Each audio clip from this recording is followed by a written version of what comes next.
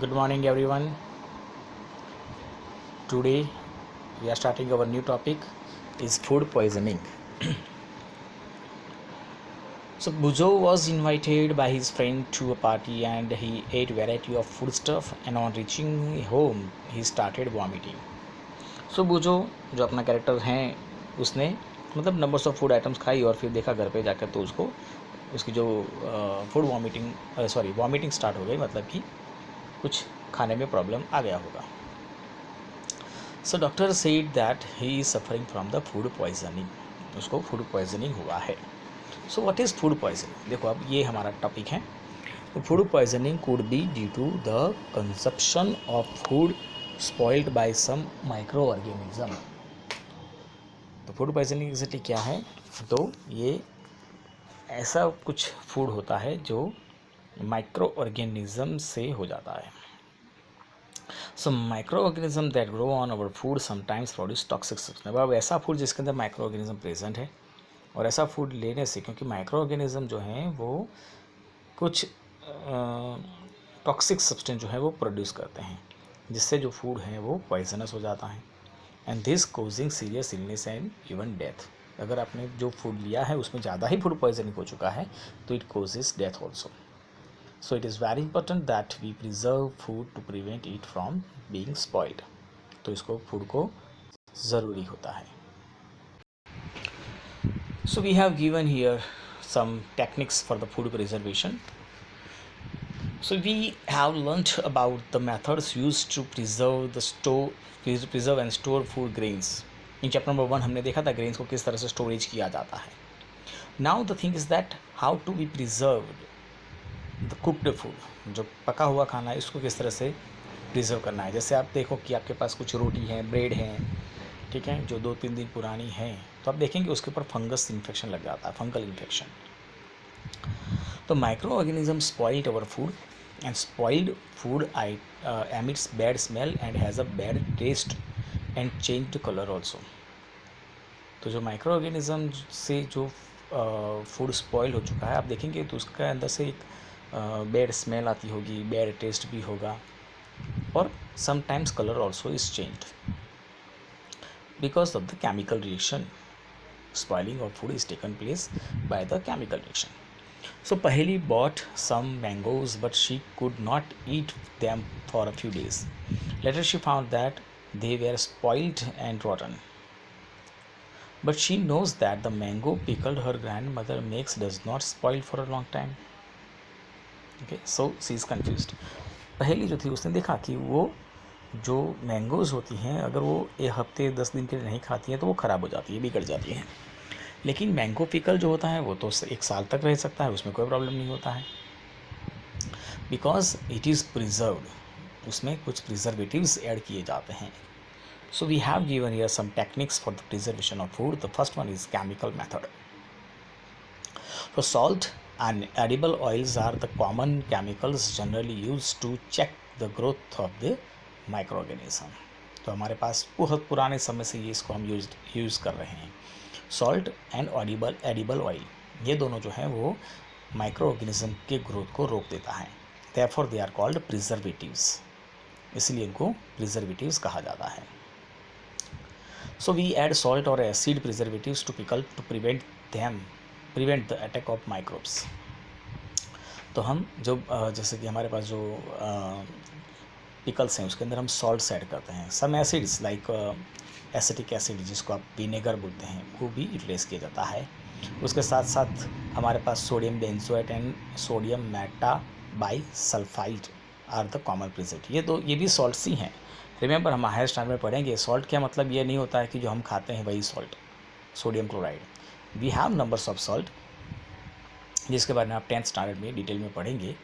अभी सिर्फ समझो कि इसके साथ साथ हमारे पास सोडियम बेंजोएट और सोडियम मेटाबाइसल्फाइड भी हैं जो एज अ प्रिजर्वेटिव यूज़ होते हैं. And these are also used in the jams and the squash to check the spoilage. तो ये इसके साथ साथ पिकल के साथ साथ जाम्स और स्क्वाश में भी यूटिलाइज होता है. तो ये था हमारा chemical method. Now the second is common salt. Common salt मतलब जो हम खाते हैं वो salt. Common salt has been use to preserve meat and fish for ages, सालों से, सदियों से हम मीट और फिश को प्रिजर्व करने के लिए कॉमन सॉल्ट को यूज़ करते आए हैं. Meat and fish are covered with dry salt to check the growth of bacteria. For example आप देखें जैसे कि वो जो फिशरमैन होते हैं वो बोट लेकर फिशिंग के लिए जाते हैं तो महीनों के बाद लौटते हैं. 1 महीना 2 महीना भी हो जाता है अगर डीप में गए हैं तो it will take some time. ठीक है, तो वो जो मछलियाँ जो पकड़ी हो तो लाते लाते ख़राब हो जाएगी, स्पॉइल हो जाएगी, तो हमारे काम के नहीं रहेगी. लेकिन वो क्या करते हैं, मछली को अंदर, उनके अंदर कोल्ड स्टोरेज होता है जहाँ पर वो सॉल्ट के अंदर उस फिशेस को रख देते हैं जिससे वो स्पॉइल नहीं होती हैं. Then after salting is also use to preserve amla, raw mangoes and tamarind. आपने ये तो घर पे भी देखा होगा कि आंवला है या कच्चा आम है, इमली है, तो उसके ऊपर सॉल्ट डालकर रख दिया जाता है जो उसके स्पॉइलेज को रोक देता है. सेकंड जो है वो है प्रिजर्वेशन बाय शुगर. जैसे जाम है, जेली है, स्क्वाशिश हैं, some pickles also, they are also preserve by the sugar. क्योंकि शुगर जो है वो मॉइस्चर को रिड्यूस कर देता है, which inhibit the growth of the bacteria. Okay, तो हम शुगर भी एज अ प्रिजर्वेटिव यूज़ होता है. Then after oil and vinegar. Vinegar मतलब एसिटिक एसिड. विनेगर मतलब acetic acid. Use of oil and vinegar prevents spoilage of pickles because bacteria can not live in such an environment. तो oil जो है, vinegar जो हैं, उनके अंदर भी ये जो हमारे बैक्टीरियाज होते हैं वो ग्रो नहीं कर सकते हैं. So vegetables, fruits, fish and meat are often preserve by this method also. Then heat and cold treatment. गर्म ठंडा, जैसे आप फ्रिज में रखते हो दूध तो वो ठंडा हो जाता है तो वो बिगड़ता नहीं है, उसी तरह से. So you must have observe your mother boiling the milk before it is stored और used. So boiling kill many micro organism. Similarly, we keep our food in the refrigerator at low temperature inhibits the growth of microbes. तो दोनों चीज़, high temperature और low temperature, दोनों जगह पर microbe जो हैं वो अपने आप को ग्रो नहीं कर सकते हैं. इसलिए गर्म खाना नहीं बिगड़ेगा और ठंडा भी. ठीक है, इसलिए room temperature is good for them. तो हमें रूम टेम्परेचर प्रोवाइड नहीं करना, या तो हम हाई टेम्परेचर प्रोवाइड कर देंगे या तो फिर लो टेम्परेचर. इसलिए रेफ्रिजरेटर का यूज़ होता है. फ्रिज में रखेंगे खाना तो आप 1 वीक के लिए रखेंगे तो भी ख़राब नहीं होगा. उसका रीज़न है क्योंकि लो टेम्परेचर पे माइक्रो ऑर्गेनिज्म अपना काम नहीं कर सकते हैं. और उसी टेक्निक के ऊपर एक पेस्चराइजेशन टेक्निक है जिसको हम कहते हैं pasteurised milk. It is invented by Louis Pasteur. तो pasteurised milk can be consumed without boiling as it is free from harmful microbes. जब आप, जैसे कि आपने पाउच परचेज किया, अमूल का पाउच दूध का लिया, तो you can directly use it without boil because it is pasteurised milk. किस तरह से इसको तैयार किया जाता है? So the milk is heated to about 70 degree Celsius for 15 to 30 second. 15 से 30 सेकंड के लिए उनको 70 डिग्री सेल्सियस के ऊपर गर्म किया जाता है और फिर अचानक से सडनली चिल्ड भी एंड स्टोर. एकदम से उसका टेम्परेचर डाउन करके हम उसको स्टोर कर देते हैं. By doing so, it prevents the growth of microbes. Okay, and this process was discovered by Louis Pasteur. It is called pasteurization. इस तरह से हम मिल्क में उसके जो बैक्टीरिया की ग्रोथ को रोक सकते हैं. Then storage and packing, like dry fruits देखो आप, वेजिटेबल्स हैं, ठीक है, they are sold in sealed air tight packets to prevent the attack of microbes. तो जितना आप देखो, जैसे फ्रिज में यूज़ कर रहे हो, फ्रिज का यूज़ कर रहे हो, लेकिन फ्रिज में भी अगर आपने एयर टाइट बॉक्सेस के अंदर रखा हुआ खाना होगा तो it will never be attacked by the micro organism. तो it is one good technique to the storing the food. So we have given here some techniques और methods to prevent the food from the spoiling. Now next topic is nitrogen fixation. So you have learned about the bacterium like Rhizobium in class 6 and 7. They are involved in the fixation of nitrogen in the leguminous plant. Leguminous मतलब वो जो pulses हमें मिलते हैं, कठोर भी बोलते हैं अपन, कठिन. तो उनके अंदर ये जो रूट नोडुल्स होते हैं उनके अंदर ये राइजोबियम प्रेजेंट होते हैं and they are the nitrogen fixation bacteria.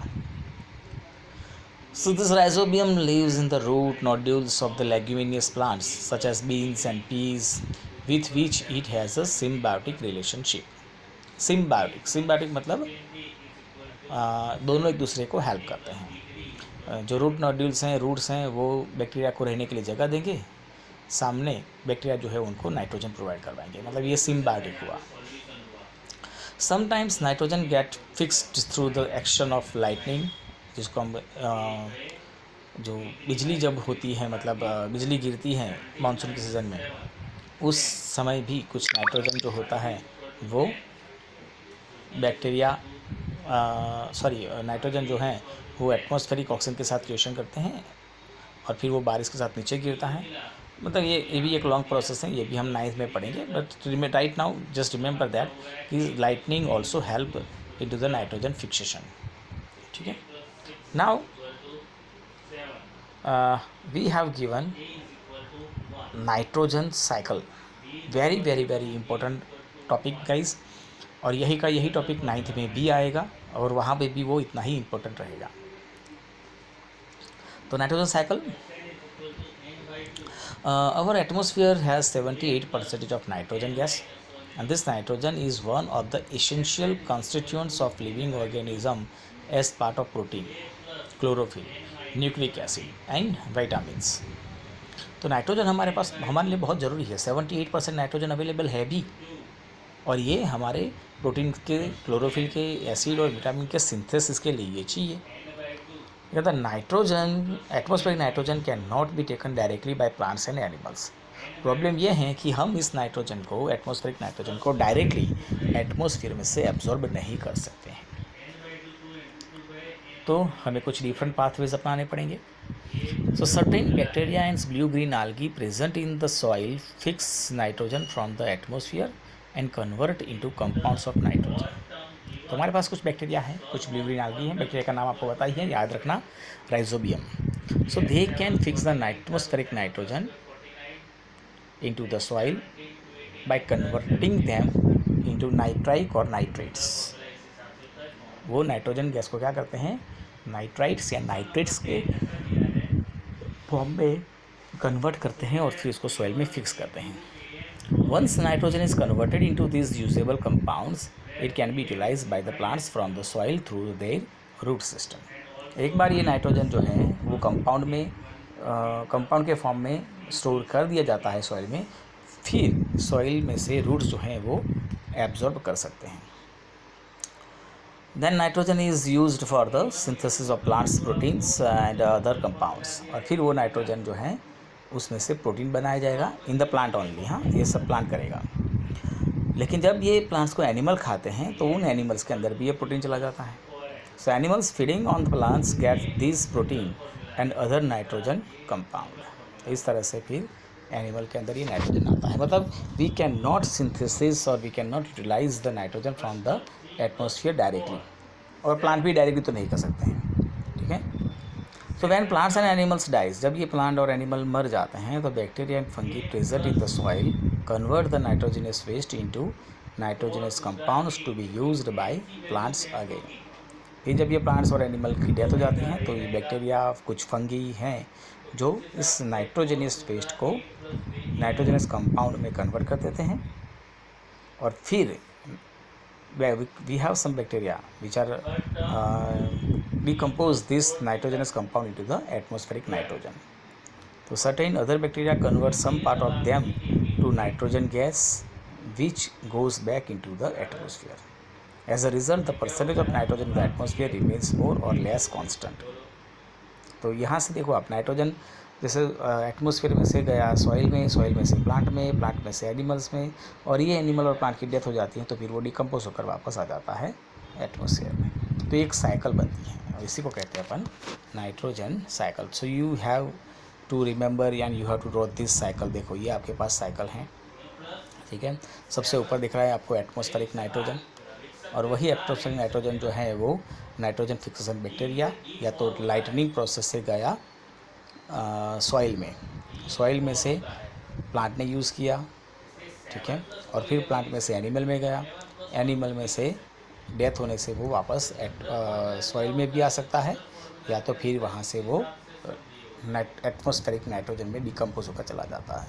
तो the whole process we have given in the form of chart nitrogen cycle. Here our chapter number 2 is completed, guys. I will send you the question answer and you have to write down into the science notebook. ठीक है, चलो next time हम chapter number 3 start करेंगे। तब तक के लिए bye bye.